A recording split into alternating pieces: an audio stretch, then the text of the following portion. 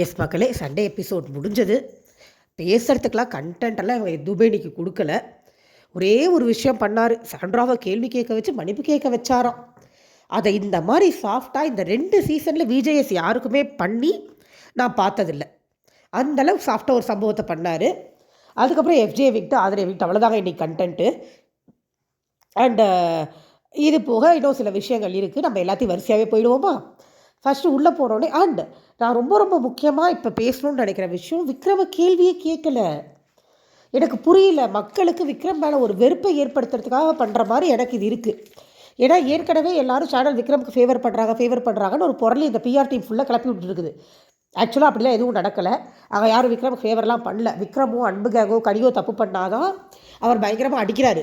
Sandra Parvati கபருது எல்லாம் பண்ணும்போது சிரிச்சுட்டு போயிடுறாரு. அப்படி இருக்கும்போது தூக்கி போட்டு மிதிப்பாருன்னு நினச்சேன் நான். ஆனால் கேட்கவே இல்லை. அட்லீஸ்ட் ஒரு வார்த்தை எழுப்பி நீங்கள் சாரி கேட்டு ரியலைஸ் பண்ணுறனால இது சரின்னு ஆகிடாது, இன்னொரு தடவை பண்ணிங்கன்னா நான் வெளியில் அனுப்பிடுவேன், அப்புறம் எனக்கு வார்னிங் கொடுத்த மாதிரி கொடுத்துருக்கணும்ல. கேட்கவே இல்லை. ஒரு வேளை கேட்டு நம்மளுக்கு எடிட் ஆகி வரலையா அப்படிங்கிறது எனக்கு தெரியலை. ஏன்னா அவர் போனதுக்கப்புறம் கூட விக்ரம் சொல்லிட்டு இருந்தார், ஆதிரைக்கு நான் தேங்க்ஸ் சொல்லணும்னு நினச்சிட்டு இருந்தேன். ஏன்னா அந்த பொண்ணு வந்து உடனே வந்து சரின்னு சொல்லிடுச்சு. இங்கே ஒரு சின்ன விஷயம் கிடச்சா கூட எல்லோரும் பிடிச்சி பெருசாக்கி அசிங்கப்படுத்தும் போது அவ்வளோ பெரிய விஷயத்தை அந்த பொண்ணு ஈஸியாக எடுத்துக்கிச்சுன்னு சொல்லி அவர் சொல்லிகிட்டு இருந்தார். ஸோ அட்ரஸ் பண்ண மாதிரி தெரியலை, புரியல எனக்கு சீரியஸாகவே. அது பெரிய விஷயம் தானே. சபரியை போட்டு அவ்வளோ அடித்தார். இது லிட்ரலி வியாழக்கிழமை நடந்தது. ஏன் அட்ரஸ் பண்ணலன்னு எனக்கு புரியவே இல்லை. இது வந்து விக்ரம் மேலே நெகட்டிவிட்டி க்ரியேட் பண்ணுறதுக்காக வேணும்னே சேனல் பண்ணுற மாதிரி தான் எனக்கு இருக்குது. சேனல் டிசைனர் வின்னர் யாருன்னு எனக்கு தெரில மக்களே. ஆனால் என்னையே கேட்டால் இப்போதைக்கு வின்னராக இருக்கிறதுக்கு தகுதி இருக்குன்னா ஒன்று வினோத், இன்னொன்று அரோரா. இவங்க 2 பேர் தான் நான் சொல்லுவேன். திவ்யாவுக்கு வந்து ஃபுல்லாக பிஆர் டீமுங்க. திவ்யா கிட்ட நிறைய குறைகள் இருக்குது. வின்னர் அளவுக்குலாம் திவ்யா வந்து ஒர்த்து கிடையாது. சொல்லப்போனால் பெருசாக ஒன்றும் பண்ணுறதே இல்லை. ஓகே, நல்லவங்களாக இருக்காங்க, அவ்வளோதான். அவங்க கிட்ட பேச முடியல. கான்வர்சேஷன் வந்து எப்படிப்பட்டவங்களும் அவங்கள்ட்ட கான்வர்சேஷன் வச்சுக்க முடியலங்கிறது ஒரு பெரிய குறையாக இருக்குது. பட் இந்த பிஆர் டீம் வந்து திவ்யா ஓட்டிங்கில் டாப்பில் வச்சுருக்காங்க. திவ்யா கண்டிப்பாக பிஆர் டீமுக்கு ஹெவி அமௌண்ட் கொடுத்துருக்காங்க. ஏன்னா அவங்க எதுவுமே பண்ணுறதில்ல. சின்னதாக பண்ணால் கூட அதை எடுத்து பெருசாக பேசுகிறாங்க. அதை நான் பார்த்துட்டு தான் இருக்கேன். ஸோ என்னோட பாயிண்ட் ஆஃப் வியூவில் எனக்கு வின்னர் அப்படின்னு தோணுதுன்னா ஒன்று வினோத், இன்னொன்று அரோரா. இவங்க 2 பேரில் யாராவது ஒருத்தர் வரலாம். வின்னர் ரன்னராகவே எங்கள் 2 பேர் தான் வரணும் அப்படிங்கிற மாதிரி தான் இருக்குது. வினோத்கிட்ட நிறைய குறைகள் இருக்குது, கண்டிப்பாக இருக்குது. பட் இருக்கிறதுல அவர் பரவாயில்ல அப்படின்னு தான் சொல்லாங்க. அவரும் பெஸ்ட்டுன்னு நான் சொல்ல மாட்டேன். அவர் போய் ஃப்ரெண்டுங்கிறதுக்காக கபருதீனுக்கு போய் சப்போர்ட்டுக்கு நிற்கிற பல இடங்கள் தவறாக இருக்குது. அதை மட்டும் ஒதுக்கிட்டு நம்ம பார்த்தோம்னா வினோத் ஓகே தான். ஸோ இன்னும் என்னை கேட்டால் அரோராவுக்கும் எல்லாருக்குமே குறைகள் இருக்கும் இல்லைங்களா. அதில் பரவாயில்ல யார் அப்படி தான் நம்ம பார்க்க முடியும். பரவாயில்லன்னு பார்க்கும்போது வின்னர் ரன்னர் ரேஞ்சுக்கு நம்ம பார்க்கணுன்னா வினோத் அரோரா பார்க்கலாம். எனக்கு முதல்ல இருந்தே கடியோட கேம் பிளேவும் பிடிச்சதாக இருந்தது. நல்லா தான் விளையாண்டாங்க, நல்லா தான் பேசுகிறாங்க. ஆனால் பாருவோட பிஆர் டீம் கடியோட ஃபேமை ஃபுல்லாக குறைச்சி விட்டாங்க. அதான் உண்மை. என்னையை பொறுத்த வரைக்கும் கடி நல்லா தான் பேசினாங்க, நல்லா தான் விளையாண்டாங்க, நல்லா தான் வந்துட்டுருக்காங்க. இப்போ வரைக்கும் அவங்க பெருசாக யாரை பற்றியும் தப்பாக வார்த்தைகள் விட்ட மாதிரி எனக்கு தெரியல. கரெக்டாக முடிஞ்ச வரைக்கும் கரெக்டாக பேசி, முடிஞ்ச வரைக்கும் கரெக்டாக எடுத்துகிட்டு போய், முடிஞ்ச வரைக்கும் கரெக்டாக கேள்வி கரெக்டாக தான் கொண்டு போனாங்க. பட் பிஆர் டீம் வந்து கடியோட ஃபேமை ஃபுல்லாக குறைச்சி விட்டாங்க. அதனால் அவங்க வின்னராக வரமாட்டாங்கன்னு எனக்கு தோணுது. இன்னொன்று விக்ரம். எனக்கு விக்ரமோட கேம் பிளேவும் ரொம்ப பிடிக்கும். ஏன்னா பார்வதிக்கு அப்படி தான் திருப்பி கொடுக்கணும். அதே எகைன் விக்ரமே ஃபுல்லாக பார்வதியோட பிஆர் டீம் விக்ரமோட ஃபேமை குறைச்சாங்க. ஒன்று. ரெண்டாவது ஒரு என்னமோ தெரியல, விக்ரம் மேலே எல்லாருக்கும் ஒரு நடிக்கிறாரு அப்படின்னு சொல்லி ஒன்று இருக்குது. எனக்கு அது ரியல் எமோஷனாக தெரியுது. மேபி நான் மாறுபடுறேன், இதனோட தனிப்பட்ட ஒப்பீனியன். எனக்கு ரியல் எமோஷனாக தான் தெரியுது. பட் அவருக்கும் கண்ட்ரோல் இருக்கணும். யோசிக்காமல் சில விஷயங்கள் பண்ணிடுறது, சில விஷயங்கள் வார்த்தை விட்டுறதுனால அவரே நான் அவாய்ட் பண்ணிட்டேன். ஸோ இப்படி தான் இருக்குது இப்போதைக்கு நிலமை. நம்ம பார்ப்போம் யார் எப்படி வராங்க அப்படிங்கிறதெல்லாம். இன்றைக்கி என்ன நடந்ததுன்னு பார்த்தா, உள்ளுக்குள்ளே போனோடனே ஃபஸ்ட்டு அரோராவி விக்ரமை பாராட்டினார். நம்ம சொன்னதில் நடந்த ஒரே விஷயம் இது தாங்க. இது ஒன்று தான் நம்ம நினச்ச மாதிரி பண்ணார் விஜேஎஸ். அரோராவே விக்ரமே 2 மணி நேரம் ஆண்டதுக்காக பாராட்டினார். அபித்தையும் திவ்யா 1 மணி நேரம் ஆண்டதுக்காக பாராட்டினார். கமருதீன் பார்வதி பாராட்டினார். இது ஒரே ஒரு விஷயந்தான் பண்ணார். இதுக்கப்புறம் கனி ஆதரையும் பாராட்டினார், சூப்பராக கண்டுபிடிச்சாங்கன்னு. அதுக்கப்புறம் சாண்ட்ராவை எழுப்பி நிற்க வச்சு, இங்கே பாருங்கம்மா, பாப்பா பாடும் பாட்டு ஹம்டி டம்டி உருளைக்கிழங்கு இதெல்லாம் வந்து சாதாரணமாக தான் பாட்டாங்க. எல்லாருக்கும் ஃபேமிலி இருக்குது. உங்கள் ஃபேமிலி இழுத்து பாடணும் அவங்களுக்கு அவசியம் இல்லை. அவங்களுக்கும் குழந்தை இருக்குது. மெதுவாக நீங்கள் டோன் பார்த்தீங்கன்னா நான் கூட வேகமாக சொல்கிறேன். அவங்களுக்கும் குழந்தை இருக்குல்லம்மா, அவங்க தான் குழந்தை மேலே சத்தியம் பண்ணுறாங்கல்லம்மா, நீங்கள் சாரி கேட்குறதாம்மா நியாயம், சொல்லுங்கம்மா அப்படின்னா அந்த திமிரு பிடிச்ச சாண்ட்ரா கிளவிக்கு அப்பயும் சாரி கேட்க மனசு வரல. இல்லை சார், எனக்கு அந்த சுச்சுவேஷன் அப்படி தோடிடுச்சு அப்படிங்குது திரும்ப. அவர் சரிம்மா அப்போ அப்படி தோணுச்சுமா, இப்போ என்னம்மா தோணுது அப்படின்னு மெதுவாக கேட்டார். அதுக்கு அந்த கிளவி இல்லை சார், இப்போ நீங்கள் சொல்கிறத பார்த்தா தப்பு மாதிரி தான் இருக்குது அப்படின்னு சொல்லிட்டு கடி பக்கம் திரும்பி சாரி அப்படிங்குது. ஓகே அப்படின்னு அவ்வளோதான், முடிஞ்சிருச்சு அந்த டாபிக். இவங்க அவ்வளோ ஆட்டிடியூட், அவ்வளோ திமிரு. இதில் மறுபடியும் அதில் வேறு விஜய் சேதுபதி இது உங்கள் ஃபேஸை தான்மா காமிக்கும். அதாவது ஹிண்ட் கொடுக்குறாரு, நீங்கள் தப்பாக தெரியுறீங்க வெளியில் இந்த மாதிரி பேசுகிறதுனால, இப்படி பண்ணாதீங்க, உங்களை கொண்டாந்து ஃபைனல் ஸ்டேஜில் நிற்க வைக்கலான்ற என் கனவு இடத்துக்காரது அப்படின்னு ஹிட்டு கொடுக்குறாரு. இப்போ அடுத்த வாரம் பிரஜென்ட் போவார், அவர் ஃபுல்லாக சொல்லி கொடுத்துட்டு வருவார். என்னடா பண்ணும் எது பண்ணக்கூடாது, வெளில ஃபுல்லாக இன்ஃபர்மேஷன் எடுத்துகிட்டு போய் கலெக்ட் பண்ணி துப்பிட்டு வருவார். அங்கே அதை வச்சு அந்த அம்மா எல்லாரும் கூட நல்லா ஜாலியாக இருக்கிற மாதிரி ஒரு கேம் ப்ளே பண்ணும். அது திருப்பி ஃபைனல்ஸில் நிறுத்திடுவாங்க. அது ஃபைனல் 5 சாண்ட்ரா போகுது மக்களே. அதுக்கான ப்ரீலூட் தான் நீங்கள் இப்போ பார்க்குறது எல்லாமே. அதில் மாற்றுக்கிறதே கிடையாது. ஏன்னா சேனலோட டிசிஷன் அது மாதிரி தான் எனக்கு தோணுது. வேணால் பாருங்கள், ஃபைனல் 5 சாண்ட்ரா கண்டிப்பாக நிற்கும். அப்புறம் அவர் போனதுக்கப்புறமா இன்டர்வெல்ல அவ்வளோ திமுறாக ஒரு சாரி சொல்லுது. கனிகிட்ட கால் மேலே கால் போட்டு யாராவது சாரி கேட்பாங்களா? திவ்யாட்ட எப்படி எழுத வந்து பேசிச்சு சாண்ட்ரா, அந்த மரியாதை கூட இன்றைக்கி இவங்களுக்கு இல்லை. ஏன்னா திவ்யாவை காக்கா பிடிக்கிறோம், கனியை காக்கா பிடிக்க வேண்டிய அவசியம் இல்லை. ஸோ என்ன பண்ணுது, கால் மேலே கால் போட்டு சாரி எனக்கு அப்படி எனக்கு தோணுச்சு, இப்போ அவர் சொன்னதுக்கப்புறம் இல்லைன்னு தோணுது அப்படின்னு திமுறாதாங்க அதையும் சொல்லுது. கனி ஒரு மாதிரி ரக்கடா செஞ்சுக்கிட்டா தேங்க்யூ அப்படின்ட்டாங்க. அவ்வளோ திமுறை, அவ்வளோ ஆணவத்தோடு தான் அந்த பொம்பளை இருக்குங்க. டிஃபால்ட்டாகவே அந்த பொம்பளை அப்படி தான் இருக்குது. வேறு வழி இல்லாமல் தான் சாரியே கேட்டுச்சு. அடுத்து இது முடிஞ்சதுக்கு அவ்வளோதாங்க. இதான் இன்னைக்கு கண்டென்ட், அவ்வளோதான். வேறு எதுவுமே பேச உள்ள டிஸ்கஸும் பண்ணலை. இதுக்கப்புறம் வந்தார், உங்கள் ஃபேமிலிலாம் வரப்போகிறாங்க, யாருக்கு பயம் இருக்கும்னு சொல்லுங்கள் அப்படின்னாரு. யாருக்கு பயம் இருக்குன்ற உடனே எல்லோரும் பார்வதிக்கு அப்புறம் முக்கால்வாசி பேர் சொன்னாங்க. ஒரு சிலர் வந்து ஆதிரை எஃப்ஜேவை சொன்னாங்க. இதெல்லாம் வழக்கமாக சொல்கிறக்கே ஒன்றும் இல்லை. யாருக்கு சந்தோஷமாக இருக்கும்போது கனியும் திவ்யாவும் சாண்ட்ராவை சொன்னாங்க ஃபேமிலியோட அட்டாச்சுன்னு. அப்போ உடனே வந்து கனிக்கு தான் சாண்ட்ராவை நல்லா புரிஞ்சிருக்கு, சாண்ட்ராவுக்கு தான் புரியலான்னு ஒரு குத்துற மாதிரி ஒன்று குத்துறாரு. ஆனால் எனக்கு என்ன தெரியுமா மக்களே, சாண்ட்ராவுக்கு இது டிசர்வே கிடையாது. கனியோ திவ்யாவோ வந்து சாண்ட்ராவை ஃபேமிலியோட அட்டாச் ஆகிருக்காங்க அப்படின்னு சொல்கிறதுக்கெல்லாம் வந்து கண்டிப்பாக சாண்ட்ரா டிசர்விங் கிடையாது. சாண்ட்ரா வந்து ஃபேமிலி அட்டாச்மெண்ட்டு அதெல்லாம் அமித்துமே சொன்னார். பட் அது எதுவுமே கிடையாது. அந்த பொம்பளைக்கு ஃபேமிலி அட்டாச்மெண்ட்டுள்ள ஒரு புண்ணாக்குள்ள என் புருஷனை பிரிஞ்சு இருந்திருக்காதா 19 வருஷத்தில்? இவ்வளோ ட்ராமா தேவையா? புருஷன் இல்லாமல் ஒரு 4 நாள் இருக்கிறதுக்கு இந்த பொம்பளை ட்ராமாவில் இருக்கிறவங்க உயிரெல்லாம் வாங்கிட்டு இருந்துச்சு.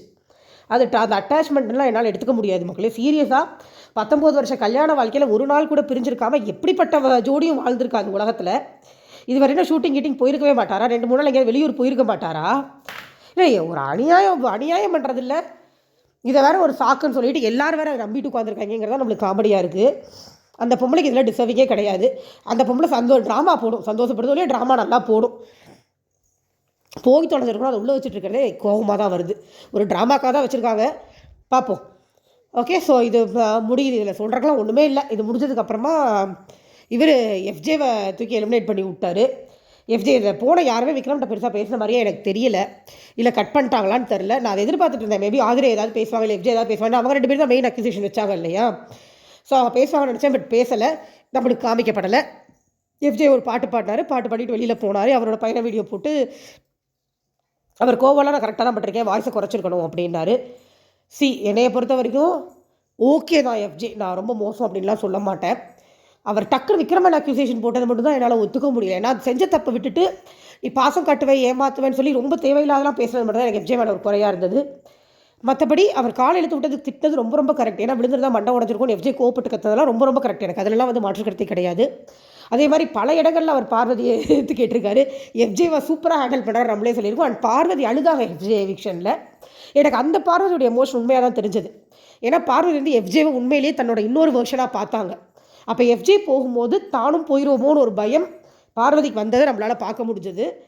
அது வந்து உண்மையான எமோஷனாக தான் இருந்தது. அந்த ஒரு இடம் மட்டும் எஃப்ஜே போகும்போது பார்வதிக்கு அந்த வருத்தம் உண்மையாக தான் இருந்தது. எல்லாரும் கூட பேசி அவர் பாவம் கனியை கட்டி பிடிச்சி அக்கா படம் பார்க்கணும்னு நினச்சேன், பார்க்க முடியலன்னு அழுதாரு. ஆதிரை கட்டி பிடிச்சி சாரி சொன்னார். எனக்கு என்ன தோணுச்சுன்னா, தெரிஞ்சோ தெரியாமலோ நான் அவனை பல இடத்துல ஹர்ட் பண்ணியிருக்கேன், மன்னிச்சுன்னு மண்டிட்டு ஆதிரைகிட்ட சாரி கேட்டார்ல. கம்பேரிட்டிவ்லி அப்போ அவர் எப்படி விக்ரம் அப்படி ப்ளேம் பண்ணலாம், நீ பாசம் காமிச்சு ஏமாத்துற அப்படின்னு. அவருக்கு வர்ற ஒரு ஃபீல் உண்மை, ஃப்ரெண்ட்ஷிப்புங்கிற ஃபீல் உண்மைனா இவருக்கு வந்து அண்ணாங்கிற ஃபீல் உண்மையாக இருக்க நிறைய வாய்ப்பு இருக்குல்ல. அப்புறம் இவர் அந்த ப்ளேம் எப்படி பண்ணார் அப்படிங்கிறது எனக்கு புரியலை சீரியஸாக. நான் விக்ரமுக்கு தூக்குறேன்னு விக்ரம் பிஆரான்னு தயவு செஞ்சு கேட்காதீங்க. என்னோடய ஒப்பீனியன் நான் சொல்கிறேன். நானே சொல்லிட்டேன், நிறைய பேருக்கு அவர் மேலே பெருசாக நல்ல ஒப்பீனியன் இல்லை. எனக்கு என்னவோ இருக்குது, அவ்வளோதான். அது என்னன்னு, அது எதனாலன்னு எனக்கு தெரியலை. அண்ட் மோரோவர் நான் வின்னிங் கண்டஸ்டன்ட்னும் சொல்ல மாட்டேன், கண்டிப்பாக அந்தளவுக்கு ஒர்த்து கிடையாதுனாலும். இவங்க எல்லோரும் நிறைய வன்மத்தை ரொம்ப கொட்டுற மாதிரி இருக்குது சோஷியல் மீடியாவில், அதனால நான் அதை சொல்கிறேன், வேறு ஒன்றும் கிடையாது. ஓகே. அண்டு அதுக்கப்புறமா எஃப்ஜே எலிமினேட் ஆகி போயிட்டார். ஸோ எகெயின் விஜேஎஸ் உள்ளே வராரு. உள்ளே வந்து யாருக்கு உள்ளே இல்லை இருக்க தகுதி இல்லைன்னு கேட்டோன்னா எல்லாரும் என்னென்னு புரியாமல் பதில் சொல்கிறாங்க. ஏன்னா எவிக்ஷனுக்கு அப்புறம் வரமாட்டார், போது வந்து கேள்வியில் கேட்க மாட்டார். மறுபடியும் வந்து கேட்குறாருக்கும் போது இவங்க என்னென்னு புரியாமல் எல்லோரும் பதில் சொல்கிறாங்க.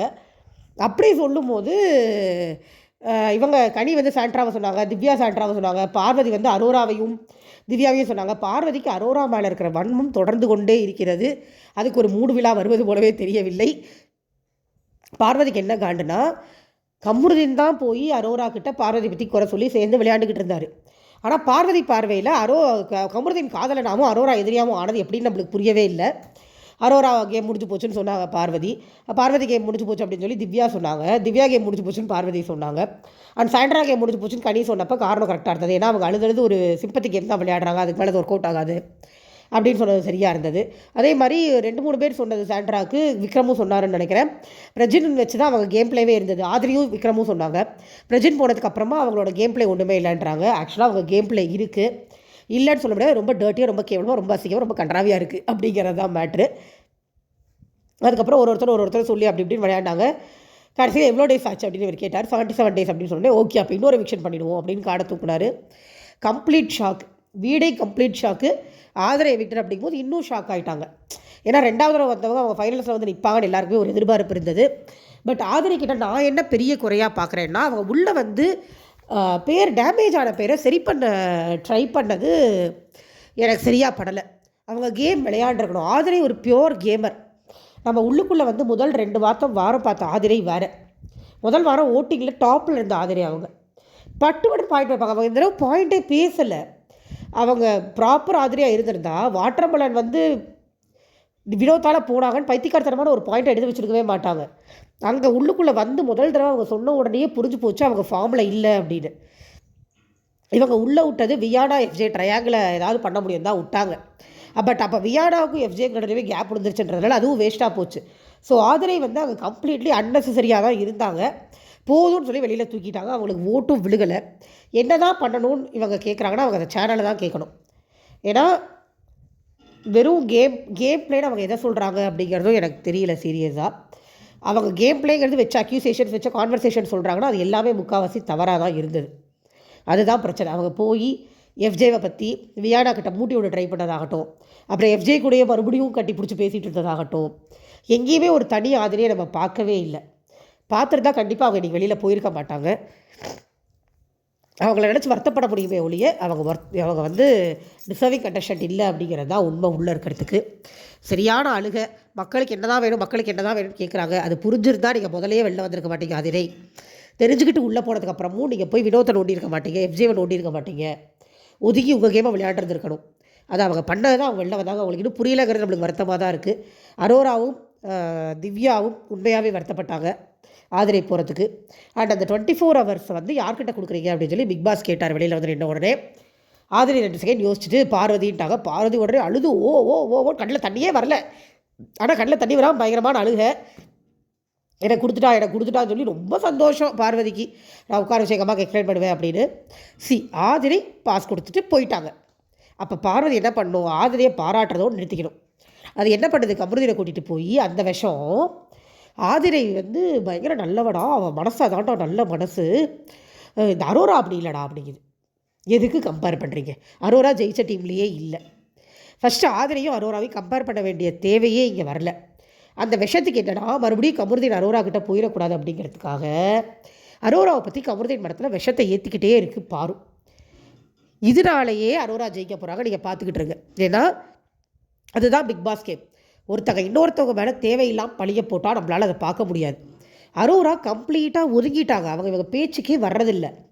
கமருதீன் ஒதுக்கிட்டாரு, அவங்க ஒதுக்கிட்டாங்க. அவங்க இப்போ இருக்கிறது விக்கல்ஸ் கூட, கனி கூட, வினோத் கூட அவங்க பாட்டுக்கு தனியாக ஜாலியாக இருக்காங்க. இவன் திரும்ப அவங்கள அரோராவை பற்றி பாரு பேசிகிட்டே இருக்கும்போது நம்மளுக்கு பார்வதி மேலே தான் வெறுப்பு வருது. கமருதீன்ட்ட ஒரு தடவை போய் அமித்கிட்ட ஒரு தடவை உட்காந்து அமித் வேறு நான் மட்டும் தான் நாமினேட் பண்ணேன், உடனே ஆதரவு போட்டோடனே அரோரா தொடையை தட்டி சொல்கிறான். நீ நாமினேட் பண்ணால் சொல்ல தான் செய்வாங்க, இதில் வந்து எல்லாத்தையும் அவன் ஞாபகம் வச்சுக்கிறான் அப்படின்னு சொல்லி குறை மாதிரி சொல்லுது. ஆனால் பைத்திய பார்வதி அது வந்து அது அட்வான்டேஜ், அது குறை கிடையாது. ஒன்று. இன்னொன்று, அமிர்திட்ட போய் அவள் என்னவோ சொல்லிச்சு, அவள் வந்து அவளை மாதிரிலாம் நான் யோசிக்க மாட்டேன்டா, நான்லாம் வந்து யாருக்கும் கெடுதலே நினைக்க மாட்டேன். அடி பாவி, எவ்வளவோ பண்ணிவிட்டு யாரும் கெடுதல் நினைக்க மாட்டேன், ஆபாச குறியீடு அந்த பொண்ணை ஒரு ஃப்ரேம் பண்ணியப்பா, அது கெடுதல் இல்லையா அப்படிங்கிற மாதிரி தான் நம்மளுக்கு இருந்தது. வக்கரம் வைக்கிறோன்னு வெளியில் எல்லோரும் கிண்டல் பண்ணுறதுக்கு எடுத்து பாயிண்ட் கொடுத்தாச்சு. கடிக்கு ராஜமாதான் பேர் வச்சு இதெல்லாம் தப்பு இல்லையாமா, இதெல்லாம் எதுவுமே பாவமே இல்லையா, அரோரா பண்ணுறதெல்லாம் பெரிய தப்பு அப்படின்னு பேசிக்கிட்டு இருக்கா அந்த முட்டாள்.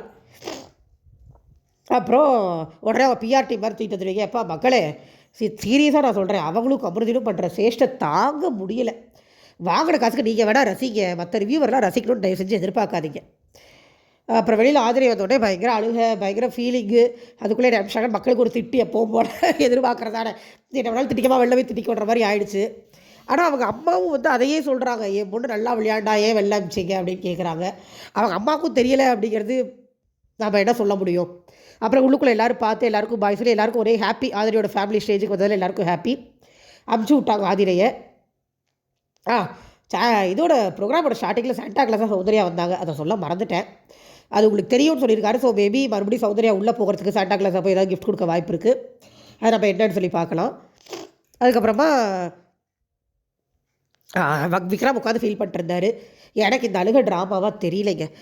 100 சேனல் இருந்தால் 99 சேனல் ட்ராமான்னு சொல்லிட்டு போட்டோம். நான் எனக்கு தோன்றது தான் சொல்ல முடியும்.